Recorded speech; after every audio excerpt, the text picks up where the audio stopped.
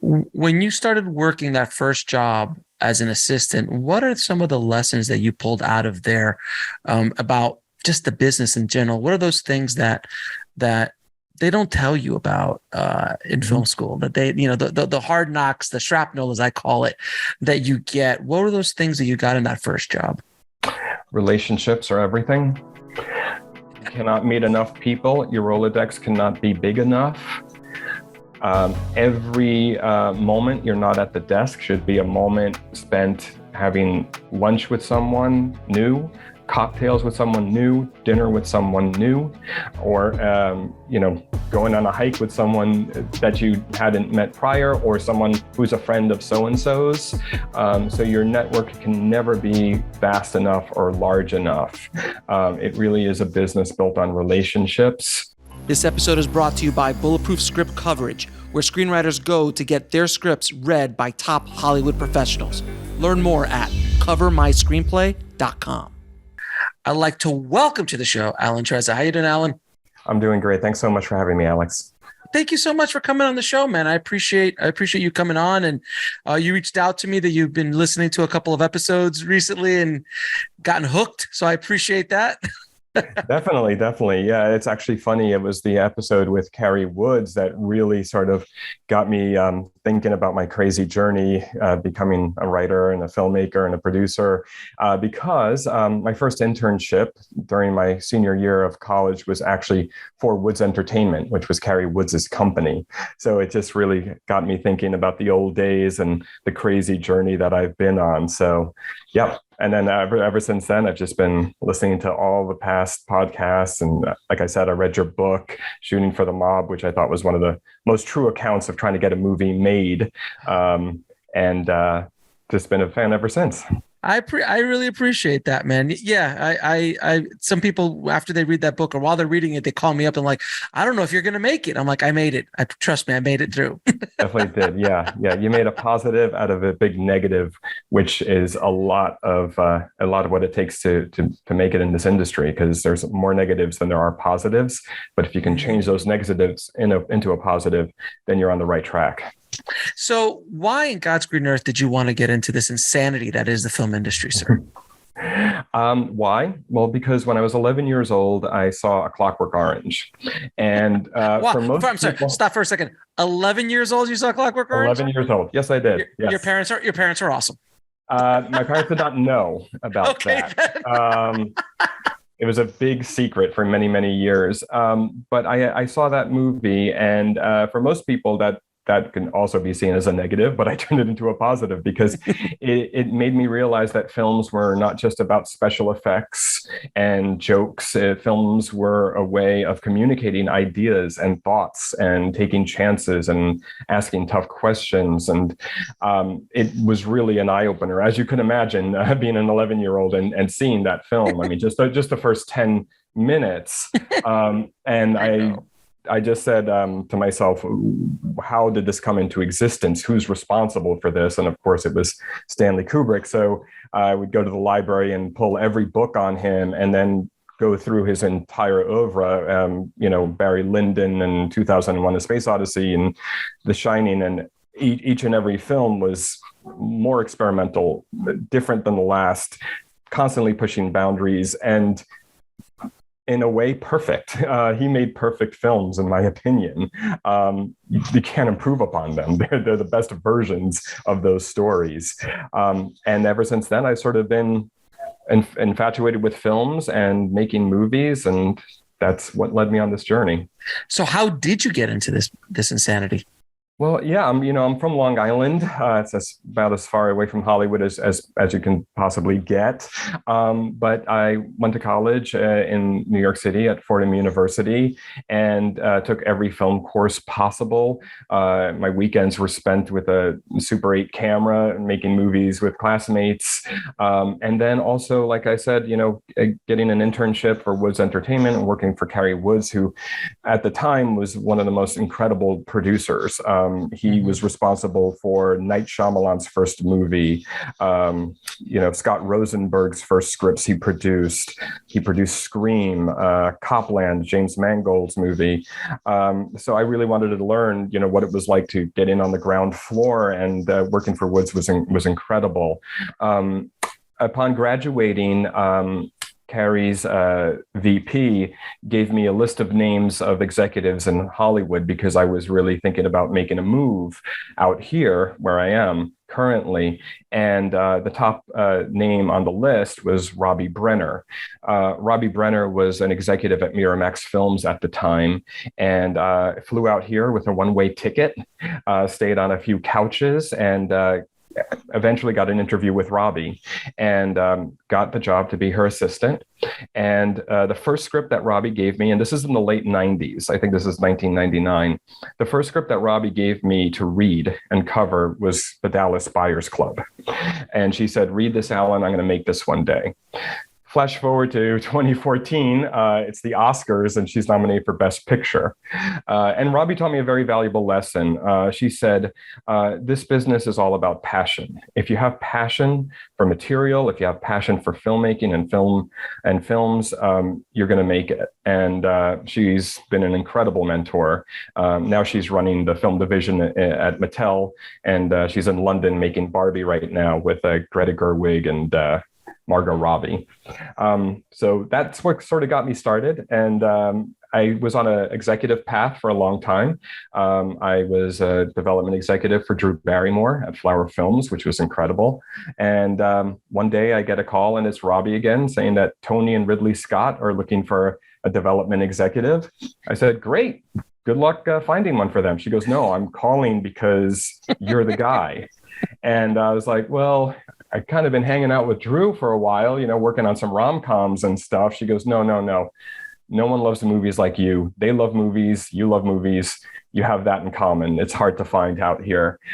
So 4 months of interviews later, I was working at Scott Free with Tony and Ridley, my heroes. And that was an incredible experience. But all the while, I kind of wanted to make my own stories and write my own sort of tales and movies. So one day I had the idea to write a short film about a guy whose ex-girlfriend comes back as a zombie, and can't get rid of her, can't kill her. So what's he to do? And that turned into a short film called Burying the Ex, which played at a few festivals. And a few years after that, ended up getting made as a feature film directed by another one of my heroes, Joe Dante. So I guess that's what got me started. Yeah, we're definitely going to dive into Buried with the Exes. I'm really interested in that story, but I didn't know that you worked with Ridley and Tony. So I have to ask, what is it like working with those legends? Tony, rest his soul, he literally changed action movies. I mean, yes, he did. The moment he made Top Gun, all action movies changed. That's and then a few years later, Michael Bay showed up with The Rock and Bad Boys, and then all action films changed again. But Tony was one of those guys that just, even to the very end, he was more experimental than any of his younger contemporaries. Yeah. I mean, you look at Domino, you look at Man on Fire. Mm-hmm. Man on Fire. He was doing things that nobody else had the balls to do. I mean, he was on the edge creatively, and also technically, just the stuff that he was doing with the film. So what was it like working with Tony? And then obviously Ridley is, Ridley. Yeah. Ridley changed the game in the sci-fi field as well as the epics. What was it like? You would not know from being in a room with them that they were the legends that they are. That's to say, the most down to earth, the most jovial, the most approachable people you can imagine.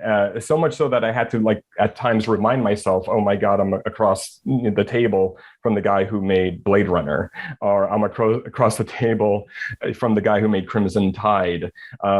I remember one day, and they were like Robbie told me, they just loved movies. So they would come into my office at various times just to talk about movies, and hey, did you see this, or what have you seen that you liked? And we would just kind of go on and on and on, and every once in a while I have to be like, oh my god, that's Ridley Scott talking to me, because they're just so down to earth, and they were so cool. And one of the greatest compliments I can give them is they were very close, but you could not get more different in terms of their art, right? Very much. I mean, most people are sort of, carbon copies of their siblings and stuff like that, but you could not get more different than Tony and Rid. But they were each incredible at what they did, and just so funny and so witty. But always strive for perfection. They always strive for perfection, but at the same time, try to have a good time during that mission that they were after. Were there any creative lessons you learned as far as how they worked, how they broke down a script, what they looked at story, how they I'm assuming you were there from the script point all the way to when you saw something actually get produced, and how it might have changed along the line, looking through their lenses. What are those things that you learned there? Yeah, with Tony, it was a lot about character. It was character first. If we can fall in love with the character, we'll be along for the ride. The character's journey is the story. Ridley, of course, is more of the world builder. So he was very interested in the world and the milieu and the setting and the time period, and tons of research had to go into Robin Hood and to Gladiator and getting all those details correct. If he had a handle on the world, he had a handle on the story. And with Tony, it was more about character. So that's sort of what I learned from both of them, and trying to merge the two in order to make something truly remarkable. When you started working that first job as an assistant, what are some of the lessons that you pulled out of there about just the business in general? What are those things that they don't tell you about in film school, that they, the hard knocks, the shrapnel, as I call it, that you get? What were those things that you got in that first job? Relationships are everything. You cannot meet enough people. Your Rolodex cannot be big enough. Every moment you're not at the desk should be a moment spent having lunch with someone new, cocktails with someone new, dinner with someone new, or, going on a hike with someone that you hadn't met prior, or someone who's a friend of so-and-so's. So your network can never be vast enough or large enough. It really is a business built on relationships. And then again, perseverance. A lot of the people that were coming up back then, who are now, very big stars now in the filmmaking world and the producing world, were people that just hustled. I mean, they were just constantly pushing that mountain, that rock up that mountain, the Sisyphus example, just constantly doing it. And then, again, the passion, the people with the passion for it, the people who when they got on the phone and they were pitching you something, they weren't like car salesmen. They were really, really in love with what the script that they had, or the idea that they wanted to give you. So those were the main lessons. You mentioned networking and building relationships, which is such a crucial part of our business. And I've discovered that years ago. How do you do it properly, in your opinion? Because I found so many young writers, young filmmakers, young actors, they walk up to someone like you or me at a party, and they just start like, hey, read my script. Hey, do this for me. Hey, can you connect me to this guy? I mean, you have no idea how many emails I get on a daily basis after someone comes on my show and they're like, hey, can you send this script to John Leguizamo? I'm like, no. Right. That's not the way the world works. Can you explain to them how you should actually build and actually network, and how to build authentic relationships? Yeah. Well, to go back to Carrie Woods, I got that internship from a cold call. I had actually seen Screen at a test screening and said, this is going to change genre movies. Who's involved in this? Okay, Wes. I know about Wes. Kevin Williamson, this up and coming screenwriter, but who's the person who kind of made the movie, who produced it? And I saw that it was Carrie Woods. I can't remember how I got the number, but he just so happened to have had an office in Chelsea, not too far from Fordham University where I was going to school. And I found that number and I cold called. And I just think there was something in my voice that was very honest, that I was very, very passionate about this business, and I wanted to be a part of it. And I think that that's something that you can't fake. And whenever I'm approached by someone and I can sense that passion and I can sense that authenticity, then I'm more than likely to, engage. And then, as I said, it's the sort of the used car salesman mentality, or the people who sort of want to be in it for alternate reasons. They're going to have a more difficult time, because we can sense that. We have very good sort of BS detectors, right? So if they come at you being honest and true and just authentic and saying, look, I know you don't know me, but I really want to do this. It's been my dream, and I've been writing scripts for X number of years. I think this one is the one. Would you please read it? That's different than, so this is my first script, but it's incredible and it's a masterpiece, and I'm going to be Kubrick one day, and Aronofsky it wants to produce my first movie, and I've got CAA calling me, and I've also got, ICM calling me. It's kind of like, right? Who are you going to trust more? So if you're authentic, if you're honest, and if you're respectful too, respect people's times, respect people, their privacy, I think you're going to be okay. You said something really important there. I want to kind of dig into a little bit. Authenticity. Mm-hmm. Not only the authenticity of when you're trying to not pitch somebody, but trying to build a relationship, how to be truly authentic and being of service to that person. But do you believe that the reason for the people who succeed in our business is because of their own authenticity? Ridley and Tony were authentic to who they were. They were not trying to be anybody else. Carrie Woods was not trying to be anybody else. You have not tried to be anybody else. That is the secret sauce that kind of sets us all apart from everybody else. Because if we all try to be Quentin Tarantino, it's not going to work out. Yeah, there was already one Quentin Tarantino. And he does a pretty good job at that. That's right. Well, look, the best example I can give you is a personal example. I've been writing scripts for many, many, many years, and I've sold a few. The two that I've had made so far were the ones I thought no one would be interested in. They were the ones only I was interested in. Okay. A comedy about a guy whose ex-girlfriend comes back as a zombie. That was written before The Walking Dead was the #1 show on TV. That was written before Zombieland. That was written before World War Z. I wrote that because it was a story that I had that I wanted to see. And if I couldn't see it, at least it'd be there on paper. And if I wanted to see it, I could read it and picture it in my head. That one got made. My second film, We Summon the Darkness, takes place in the 80s. It's about heavy metal and the Satanic Panic. That was written before Stranger Things. That was written before the whole 80s wave. I simply sat down and wanted to write a movie I wanted to see, a movie that was personal to me. I grew up in the 80s. I was in a heavy metal band. I had a lot of people thinking that I was a Satanist because I listened to King Diamond.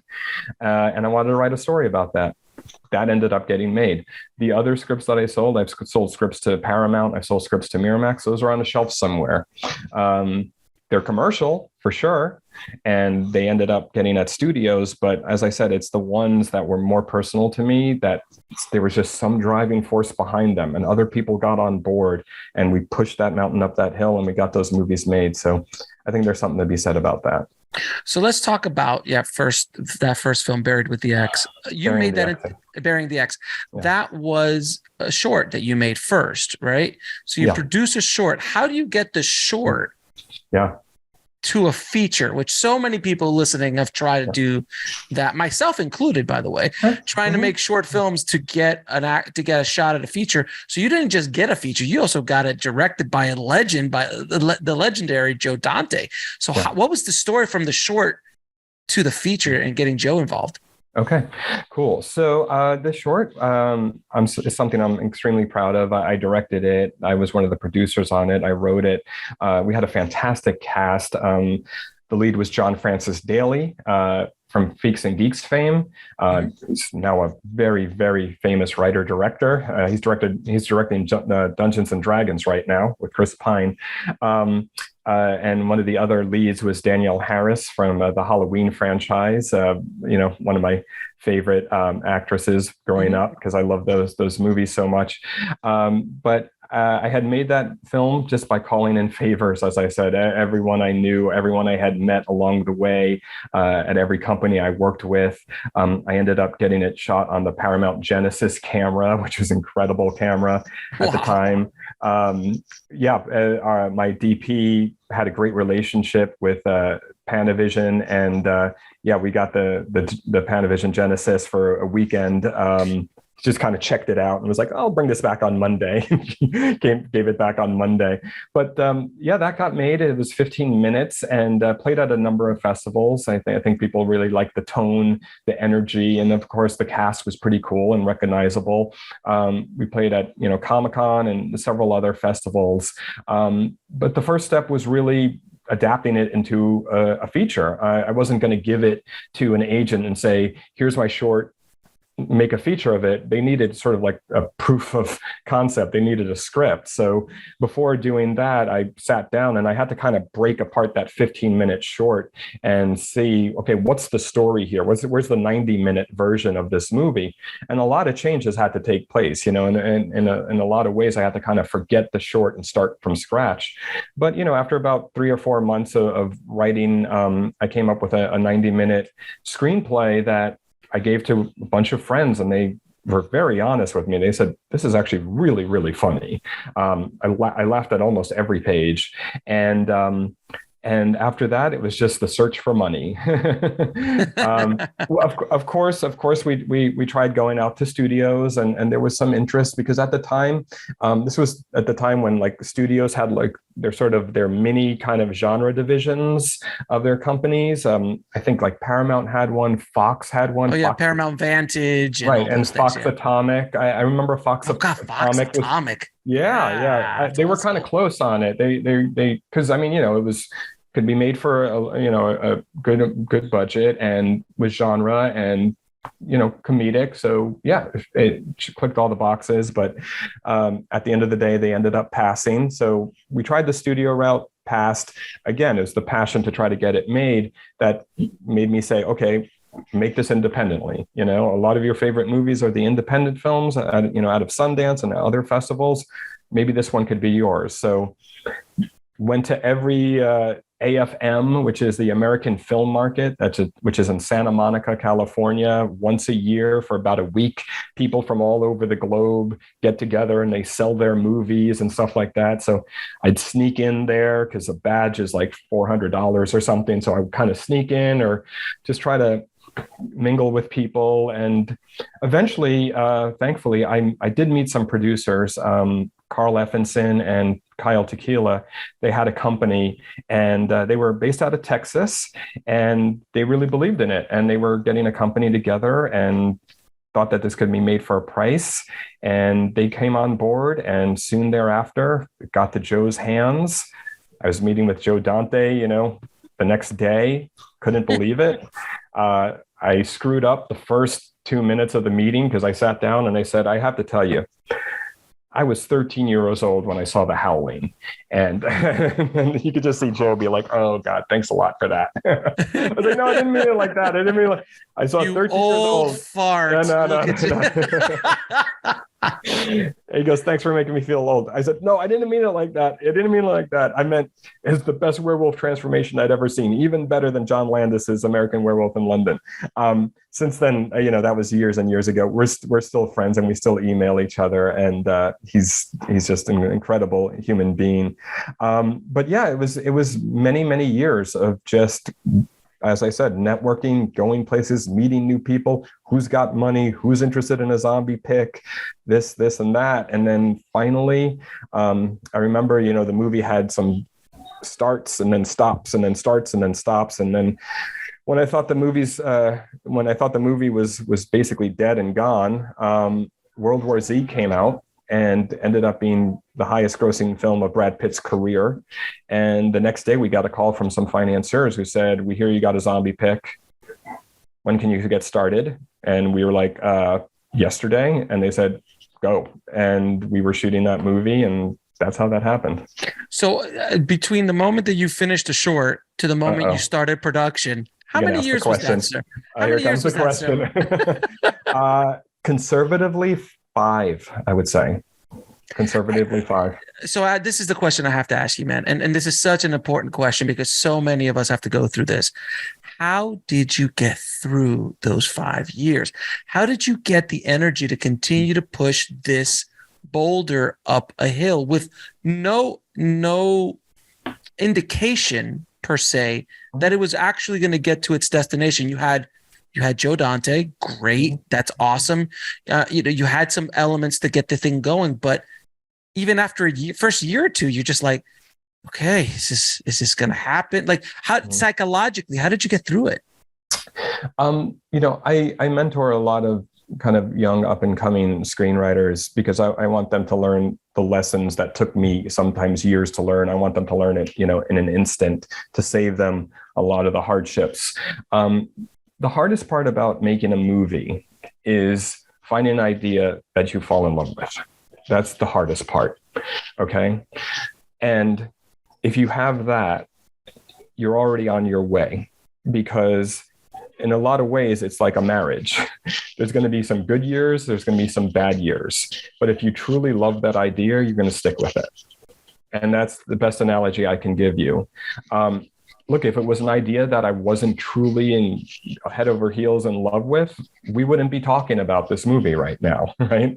But It was an idea that I truly loved. And like with any relationship, there's going to be incredible highs and devastating lows. And it's just a matter of sticking by with, the person that you fell in love with or the idea you fell in love with. There's something there that keeps you going. Okay. And that's the idea. So if anyone's having writer's block or, doesn't have the energy to sort of get up and keep going, odds are they're not truly head over heels in love with the idea. But this was an idea that I was in love with. So I stuck with it. So were you on set most of the time when you were making that film? Every single day. And Joe was incredibly collaborative. So, all right. So question number one, there's always that day that the whole world is coming crashing down around you. Mm-hmm. If it was something that happened to you or was something that happened to the production or to Joe, and how did that person or that situation, how did you get through to the other side of that? Mm-hmm. Well, thankfully, how we all got through was Joe. He was the captain of the ship, and the captain cannot show nervousness, anxiousness, anger, or any type of anxiety or doubt. And Joe never did. And I remember I was on day 2, which is usually on day 2 that I found from, the 2 movies that I've made. It's going to dictate where your movie's kind of going. Day 2, day 1, there's a lot of excitement. There's energy. Day 2, you're kind of like more into it, but you're starting to kind of see where some of the cracks might be.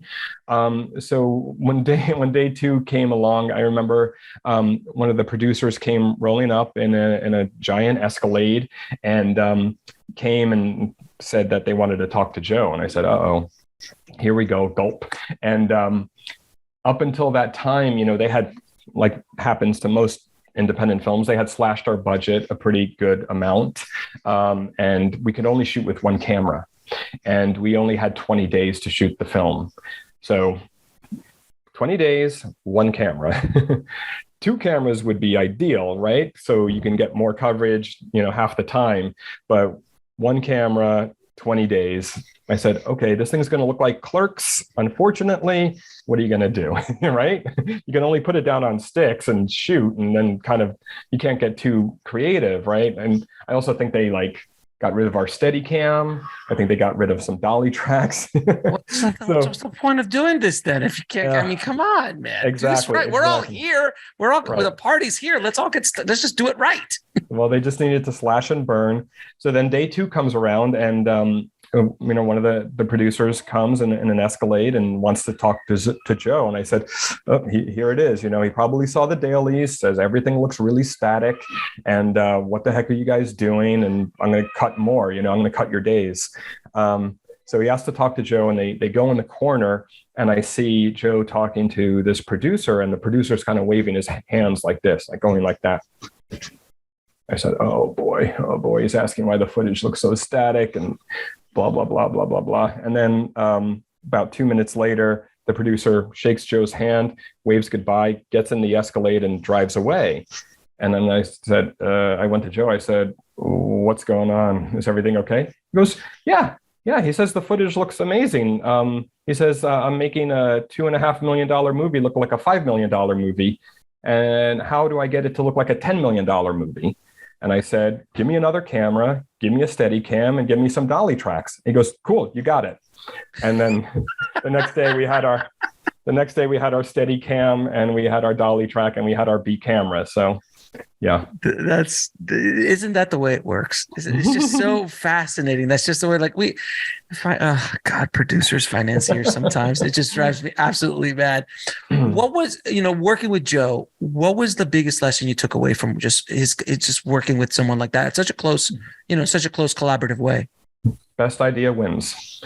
That's the best lesson. Doesn't matter if it comes from a PA, craft services, the AED, script supervisor, best idea wins. So keep an open set, encourage collaboration, encourage freedom with the words, with the script, with the story. You'll never know what you might find. The script is a fluid document. So what's funny is when I was shooting Burying and when I was shooting We Summon the Darkness, the person who asked for the most changes to the script was actually me, because I was seeing how the actors were portraying the characters, and I was seeing what they were bringing to it, and I wanted to bring out more of it. So I would constantly be changing dialogue and pages and have new pages, because, as I said, the movie takes a life of its own. It's not on 120 pages or 90 pages of paper anymore. It's now flesh and blood. So you have to adapt to that. And yeah, that's what I learned from Joe. Now, how did you get your next film off the ground, which also sounds like you said, on paper, you had other ones much more commercial. How did this one get produced? Right. So with it's called We Summon the Darkness. I wanted to write something that could be made.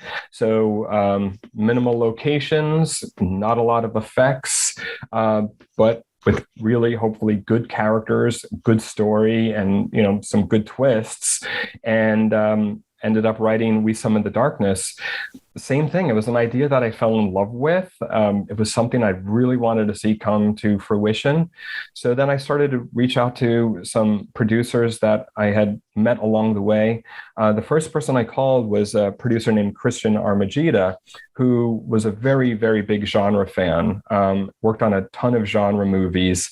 And I said, I think this guy might be the right person. I think he might see what I'm trying to do here, because it was very specific. It was a very kind of specific genre, specific tone, specific time period. Again, like I said, this is before Stranger Things. It was before the 80s were super cool. And I remember we had lunch one day, and he walked in wearing a Faith No More t-shirt. And I said, okay, that's cool. I dig them. And we just had a great talk for about 2 hours. And it was kind of like an informal job interview in a way, because I didn't bring up the script right away. It was only like in the last 10 minutes. I said, well, I've got something, and it's a little weird. It's a little strange. It's a little unique, but here it is. And he said, I think that sounds really cool. And 2 days, I sent him the script, and 2 days later, he said, I'd like to talk to you about this. I think you got something. So we worked on it together a little bit. He helped develop it, definitely. And then he sent it out to his network of people. It ended up getting on the blood list, not the blacklist. The blacklist is, the list of Hollywood's, favorite unproduced scripts. The blood list is the year-end list of unproduced genre scripts that people really love. So it ended up on there, which ended up getting it more reads. and we just started to put this movie together little by little. We needed some extra help in terms of the financing. So I called up the producer of my last film. I called up Kyle Tequila.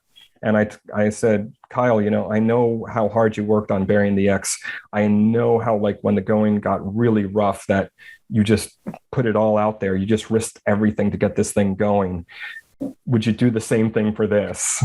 And he said, he goes, all right, if I read it and if I like it, I'm all in. I said, well, that's why I'm calling you. So he read it, he liked it, and sure enough, he was all in. So we had this little team now of Christian, Kyle, and myself.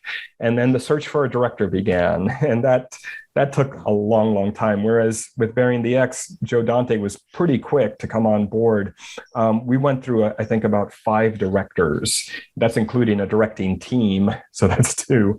So ultimately, again, a lot of highs, a lot of lows. You're working with a director one day for several months, only to have their managers call you up and say, yeah, they just got offered a film at Universal and it's shooting next month.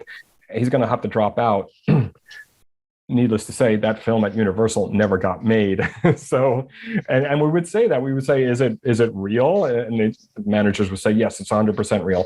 That film never got made, but we still lost the director as a result. And then finally, when we thought the movie was done and over, it was just before Christmas break. I think it was 2017, just before Christmas break. And, Kyle and Christian called me and they said, we saw a movie called My Friend Dahmer. I said, I know that one. It played at Sundance. It's really, really quite amazing. It's about Jeffrey Dahmer, but when he was in high school, told from the eyes of his best friend. And I said, yeah, that movie is actually kind of amazing.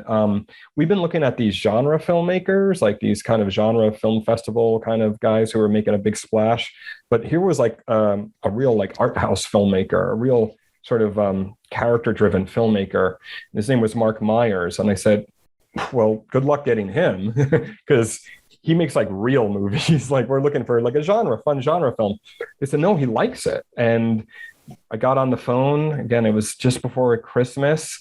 Within 5 minutes, Mark says, I dig this script. You know what it reminds me of? It reminds me of A Clockwork Orange.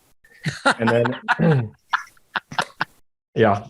I remember we were all in separate parts of the world. I mean, Mark is New York City based, and I'm in the Valley in California. Kyle, I think, is in Los Feliz. And I remember texting Kyle and Christian, holy shit.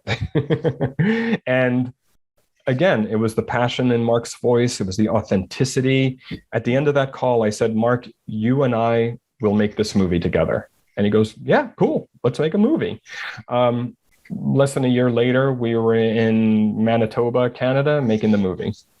That's amazing. Now, so from that point, because this was done independently, how did you get it to Netflix? Because that's another journey, I'm assuming, as well.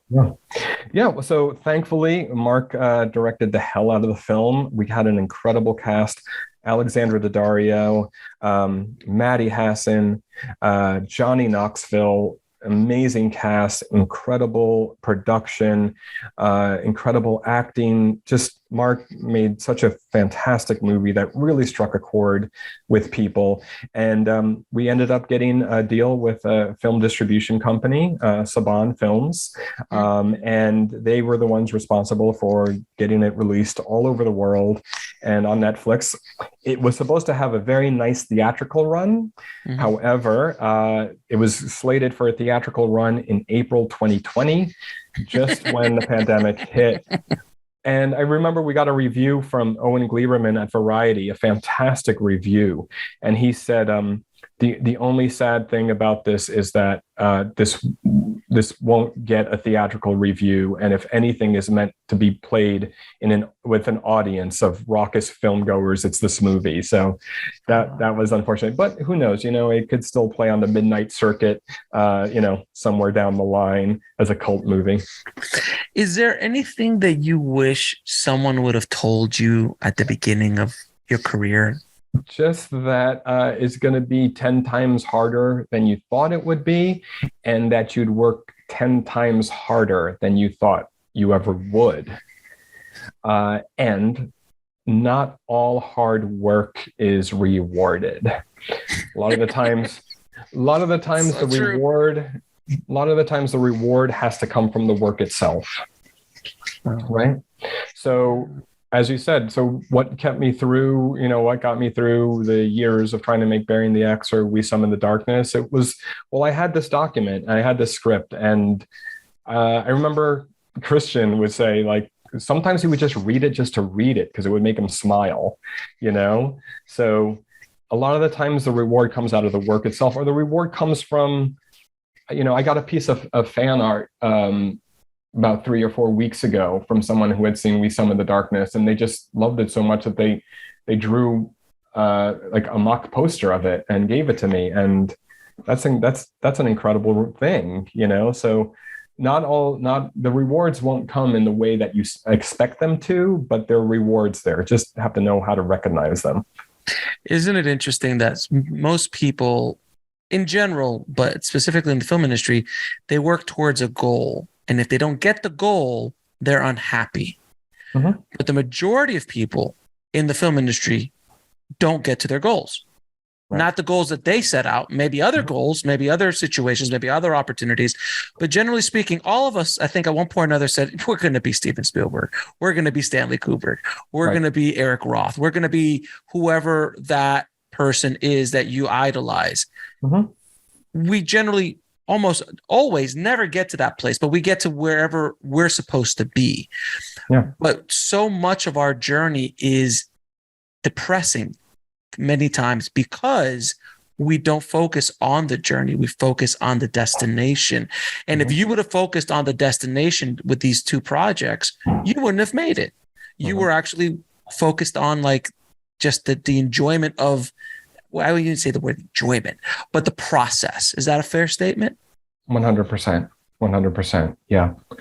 Yeah. It was like I said, I wrote the movies that I wanted to see.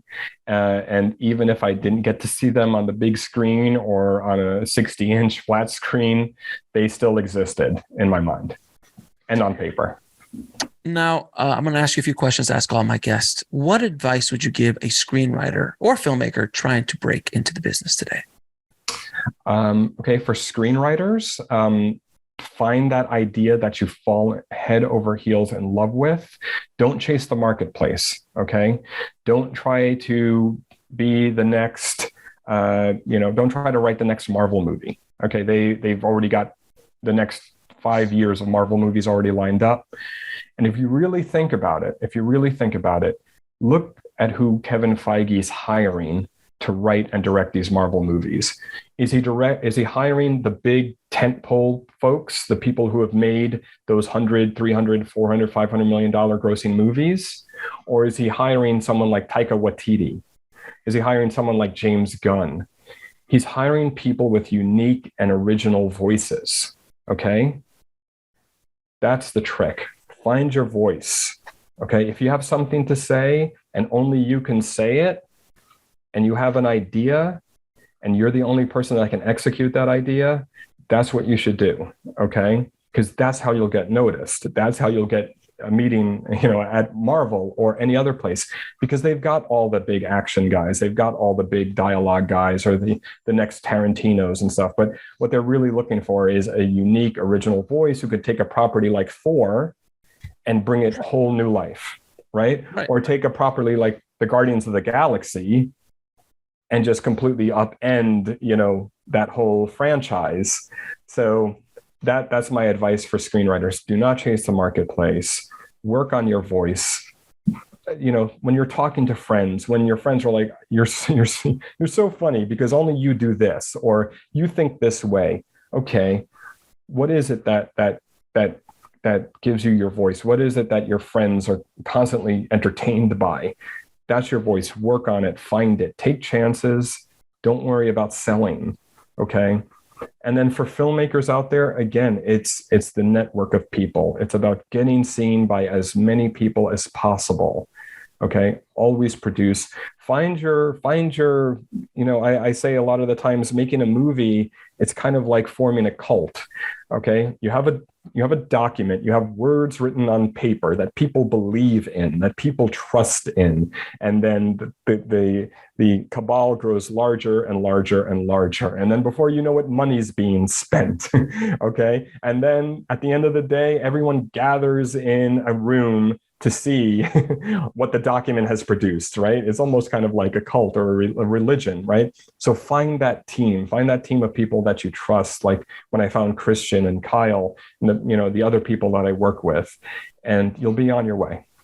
Isn't it funny though, when you watch, when you watch Guardians of the Galaxy or Thor, the third one, Guardians of the Galaxy was one of the oddest properties that Marvel owned.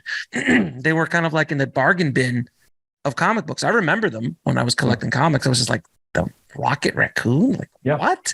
Yeah. And he turned it into a huge franchise. And then Thor was pretty much kind of like almost a third tier character behind all the other ones. The first two movies did, but then he's now one of the favorites because of this humor that you bring. And I'm dying to see the new one, Love and Thunder. It looks amazing. Yeah. But it was because of that unique voice. I hope people listening understand that those two, James Gunn and Keean, I can never say his name. Taika Waititi.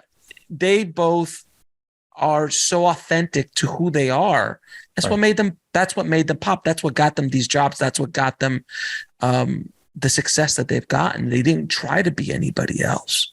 So yeah, but their highest grossing films, which are, I think, still today, Infinity War and Endgame, were directed by the Russo brothers, who were directing episodes of Community. Right. Okay. And Arrested Development. Okay. They didn't go and hire the guy whose last movie was a huge hit at the box office. They hired according to voice and according to perspective and a point of view and something unique. Right. So. And they just, and the only time they've broken that rule once in a blue moon, with Sam Raimi but Sam hasn't done anything big in a while. Right. And Sam has one of the most unique points of view in Hollywood history, honestly. So, but they gave someone like him every tool in the toolbox. And he's like, this is great. I want to keep working like this. Yeah. And the best parts of that film, and even the reviewers and audiences agree, were the Sam Raimi moments. Right. The things that made, that's Sam. Sam brought that in. Right. Yes. Like I still remember in Spider-Man 2, there was that horror movie in the middle. Doc Ock was coming off. And that was awesome. Yeah. That was just literally a horror movie in the middle of and we're like, where did this come from? It was so beautifully done. That was awesome. Now, what is the lesson that took you the longest to learn, whether in the film industry or in life? The longest to learn in the film industry or in life. I think that it would be what I had said, is the reward is in the doing, not in the finished product. That took the longest, because, you write something you love, you think it's going to sell. Not all scripts sell. Not all people see what you see. Does that mean that the last 3-4 months or a year were wasted? No, hopefully not. Because why? Because the next one will be better. Right? Or you learned something along the way. You learned how to write a character better. You learned how to write dialogue better. You learned how to add subtext into your dialogue. So hopefully each script you learn something from, so that the next one's even better. Don't repeat yourself. Don't say, I'm going to write the same thing all over again. You'll never grow that way. You'll never get better that way, and you'll never get noticed that way. And even if you are sold, it doesn't mean it's going to be made into a movie. Because you had that experience. You got that experience as well. Yeah, a few times. But that's okay. Hey, listen. The check, as long as the check clears, we're all good. Eventually, it did. Eventually, it came. Eventually, it arrived, and thankfully, it did clear. Yeah, I know so many screenwriters whose IMDb might be short, but they've been working nonstop for a decade or 15 years, script doctoring, working on projects, getting picked up. I mean, working with the biggest people in Hollywood, but yet they just can't get that thing to pop. And they only get maybe once or twice or three times in a decade. It's not easy getting a movie made. Especially now in the studio system. I know I don't have to tell you, sir. I know I don't have to tell you this. What is the biggest thing you learned from your biggest failure in the business? The biggest thing I learned from my biggest failure was trying to chase the marketplace, looking at deadline, saying, this movie just sold, I'm mad, I'm angry, I can do that. Let me show them I can do that. And then, as I said, you wasted 6 months because at the end of the day, A, that movie already exists and already sold, or that script already existed and already sold, or B, there's no passion in the writing because it comes through. It does come through. As I said, trust your voice, stick with it. It was the moments when I wasn't trusting my voice, when I was trying to be someone else, when I was trying to write something else that I'm not good at. You stumble. You can't be an imposter.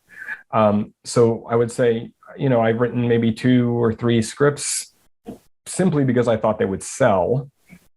And of course they didn't, because people saw right through it. So I would say that would sort of be the biggest lesson. And it's as I said earlier, it's the ones that I thought wouldn't sell and the ones I thought no one would like, but I did like, that ended up happening. And what are 3 of your favorite films of all time? Hard one, but let's go with Clockwork Orange. Let's go with Halloween. And let's go with Punch Drunk Love. The heck of a combo, my friend. Just off the top, but the ones that I can see over and over and over again and find different things in them each time. That's why I think I chose those 3. And they age. They're different every decade. That's what great art does. As you change, the art change. You watch Clockwork Orange at 11 and you watch it as a 40-year-old, 2 very different movies. Yeah. Punch Drunk Love came out 2003, 2004. It's been quite a long time. And I saw that film twice in a weekend because it was just had such an impact on me. It was an experimental film all the way through, from wardrobe, soundtrack, casting, dialogue, casting, stunt casting, incredible stunt casting. And every experiment, every risk he took paid off incredibly. And now other filmmakers can now benefit from that. Other filmmakers can cast Sandler in a role where he isn't comedic all the time. JJ can experiment now with lens flares because that film used lens flare as an aesthetic sort of piece of it. People started hiring John Bryan to compose their soundtracks because they heard the work that he did. I mean, I was watching some episodes of The Flight Attendant, and that percussive soundtrack, that sort of chaotic sort of drum beat. I said, that's Punch Drunk Love right there, And I remember sort of watching it maybe 2 or 3 months ago. I'm like, I wonder if this thing holds up. I wonder if it's still as amazing. More than ever does that film hold up. And it still has the same impact on me now that it did when I saw it in the theater back in, I think, 2004. Alan, it has been a pleasure talking to you, my friend. Thank you so much for coming on the show and sharing your journey with us. And hopefully somebody's listening has picked up a couple of these nuggets and hopefully won't be, have so many problems moving forward in their journey. Hopefully they'll avoid some of these pitfalls that you and I have come through over the years. So I appreciate you, my friend. Thank you so much for coming on the show. Not problems, opportunities. Thank you, my friend. Thank you.